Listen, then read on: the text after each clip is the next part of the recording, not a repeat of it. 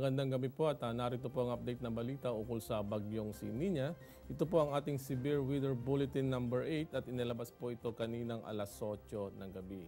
Napanatili po ng bagyong si Nina ang kanyang lakas habang ito po ay kumikilos patungo pong Bicol area.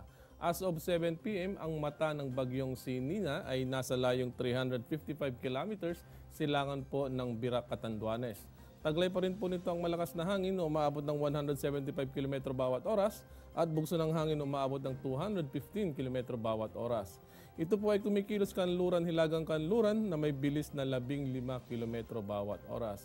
Ngayon po nakataas po ang Tropical Cyclone Warning Signal number 2 dito po sa probinsya ng Camarines Sur, Masbate, Ticao Island, Borias Island, Catanduanes, Albay, Sorsogon at ang Northern Samar. Ang mga nasabing lugar ay makakaranas po ng masungit na panahon at magiging maalon hanggang sa napakaalon ng mga baybaying dagat sa lugar nito na mapanganib po sa lahat ng uri ng sasakyang pandagat.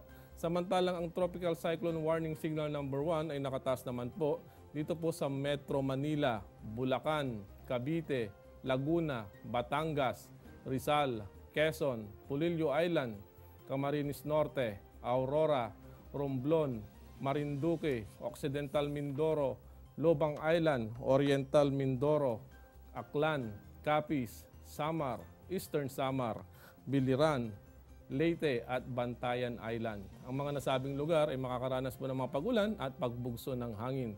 At ang mga baybaying dagat sa lugar nito ay maging katamtaman hanggang sa maalon. At mapanganib po yan lalo na sa mga maliliit na sasakyang pandagat. Samantala, para naman po dito sa may pinakasentro ng bagyo kung saan makikita po natin ang 500 km diameter, dito po natin mararanasan ang medyo may katamtaman hanggang sa malakas na pagulan.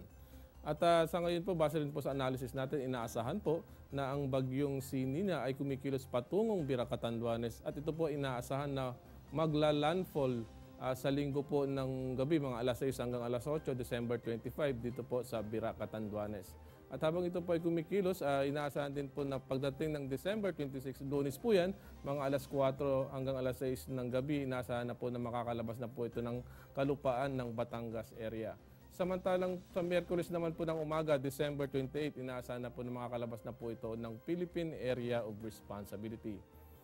Samantala, para naman po sa magiging taya ng panahon, patuloy pa rin pong umiiral ang northeast monsoon at nakakapekto pa rin po ito sa Hilagang Luzon. Dahilan po sa mga weather system na ito, para naman po doon sa mga walang public warning signals, ang nalalabing bahagi ng Luzon, ganoon din po sa nalalabing bahagi ng Visayas, ay magiging maulap pa rin po ang kalangitan sa lugar na ito na maaari pa rin po itong makaranas ng mahina hanggang sa katamtamang pagulan at pagkidlat at pagkulog. Samantalang ang buong Mindanao ay patuloy pa rin pong makaranas ng magandang panahon. Yun nga lang po, maaari pa rin po itong makaranas ng mga pulo-pulong pagulan o pagkidlat, pagkulog. At yan po ang latest ugol sa lagay ng panahon. Mamaya pong alas 11 ng gabi, mag-i-issue muli tayo ng update ukol sa bagyong si Mina. At mula po rito sa Panahon TV, ang iyong lingkod, Hiner Kitlong. Nagpapaalala po, sa kunay walang panama, sa taong laging handa.